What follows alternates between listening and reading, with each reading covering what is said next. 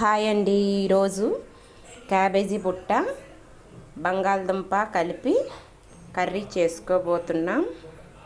ఇది ఎలా చేసుకోవాలో ఇప్పుడు చూసేద్దాం రండి. ఫస్ట్ అయితే పోపు వేసుకోవాలి.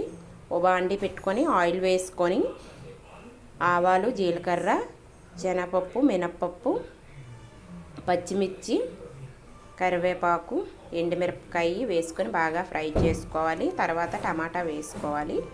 అది 2 మినిట్స్ ఫ్రై అయ్యాక బంగాళదుంపలు వేసుకోవాలి. నెక్స్ట్ క్యాబేజీ బుట్ట అయితే వేసుకోవాలి. వేసుకున్నాక అటు ఇటు కలుపుకొని చిటికెడు పసుపు, రుచికి తగినంత సాల్ట్ వేసుకొని అటు ఇటు కలుపుకొని సిమ్లో పెట్టి మూత అయితే పెట్టుకోవాలి. ఒక 10 మినిట్స్ అయ్యాక మూత తీసుకొని చూస్తే కూర బాగా మగ్గిపోతుంది. అప్పుడు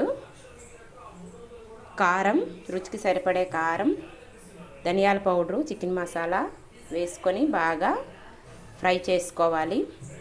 ఫ్రై చేసుకున్నాక ఒక 2 మినిట్స్ అయితే మూత పెట్టుకోవాలి. మూత పెట్టుకున్నాక కూర అయితే రెడీ అయిపోతుంది.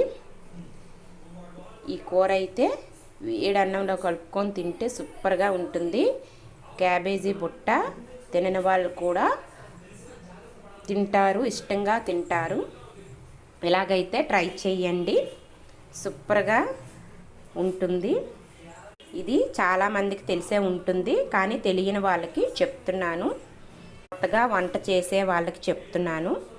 ఈ వీడియో నచ్చితే please like, share, subscribe, comment. Thank you.